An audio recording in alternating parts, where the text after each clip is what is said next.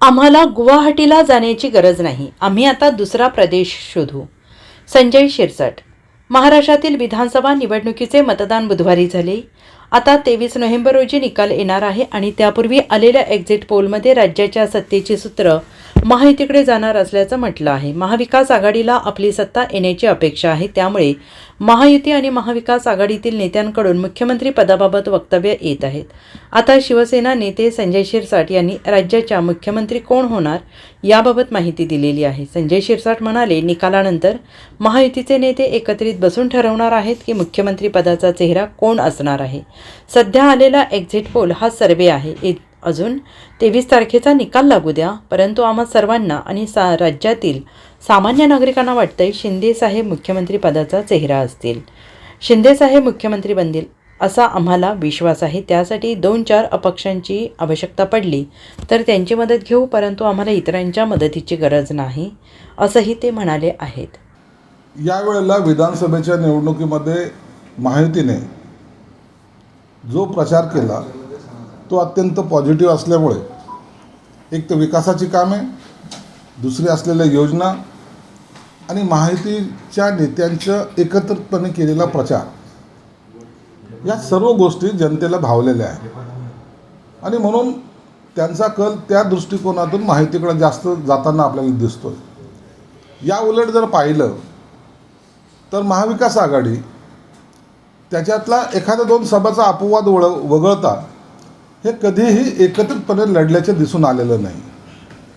शेख अपने अपने देख याप्रमाणे त्यांच्या पक्षाकडे त्यांचं लक्ष होतं. याचा सर्वात जास्त जो काही आपण तुमच्या सर्वेमध्ये जे दिसतोय तो उबाठाला लॉस होताना आपण पाहतोय. त्याच्या मागचं कारणंसुद्धा आहेत की त्यांनी बदललेली भूमिका.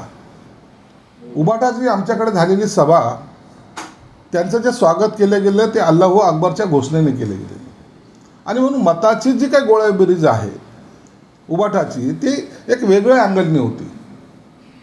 मुस्लिमाची पडणारी मतं आणि प्लस त्यांना स्वतःच्या ताकदीवर जी मिळणारी मतं, असं त्यांचं जे एक कॅल्क्युलेशन होतं. त्यांना ना काँग्रेसने साथ दिली ना शरद पवारच्या राष्ट्रवादीने साथ दिली, म्हणून त्यांची पिछेहाट होताना आपल्याला दिसते. शरद पवार असतील, त्यांनी त्यांच्या भागामध्ये त्यांची ताकद पणाला लावण्याचा प्रयत्न केला. नाना पटोलेंच्या भागामध्ये ताकद पणाला लावण्याचा प्रयत्न केला. म्हणून हे एकत्रित आले नाही आणि महायुती ही एकत्रितपणे लढली. म्हणून हे सर्वेचे जे सर्व निकाल आहेत त्या सर्वेच्या निकालानुसार किंवा आम्ही केलेल्या सगळ्या आव्हानानुसार महायुतीची सत्ता ही येते, एवढं मात्र निश्चित आहे. TV9 मराठीने एक सर्वे केलेला आहे, ज्यामध्ये महाविकास आघाडीला 136 ते 145 आणि महायुतीला 129 ते 139 जागा मिळण्याचा आकडा त्यांनी सांगितलाय. मात्र 13 ते 23 पर्यंत अपक्षांचा आकडा सुद्धा त्यामध्ये अपक्षांचा रोल खूप महत्त्वाचा असणार आहे. हे बघा, कोणत्याही निवडणुकीमध्ये 20 ते 30च्या दरम्यान हे अपक्षाची संख्या असते. तर हे अपक्ष कोण असतात? मॅक्झिमम त्या पक्षाचे असलेले बंडखोर. म्हणून अपक्ष जरी काउंट केले गेले, परंतु जेव्हा एखाद्याची सत्तेच्या जवळपास जातो आणि अपक्षाची आवश्यकता असते त्या टायमाला हा अपक्ष ठरल्याप्रमाणे त्या पक्षाच्या सत्ता येणाऱ्याच्या बाजूनं तो कल देत असतो आणि तो तातडीनं त्या राजकीय पक्षाशी संलग्न होत असतो. म्हणून महायुतीची सत्ता असेल ही येताना ही संपूर्ण बहुमतात येणार आहे. परंतु जर 2-4 अपक्षाची जर गरज पडली तर ते निश्चितच आम्ही त्याचं सहकार्य सुद्धा घेऊ. अपक्षांशी जुळवणूक बोलचाली आता सुरू केली आहे का अंदाज घेऊन?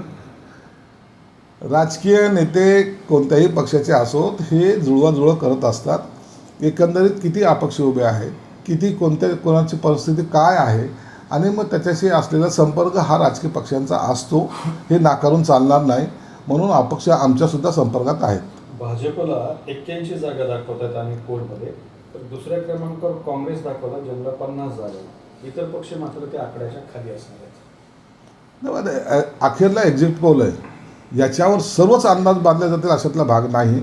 कधी आमच्या बाजूने जे असेल तरी आणि नसेल तरी. म्हणून आम्ही वाट 23 तारखेची पाहतोय. एकदा निकाल बाहेर येऊ द्या, निश्चित तुम्हाला माहितीची सत्ता आलेली दिसेल.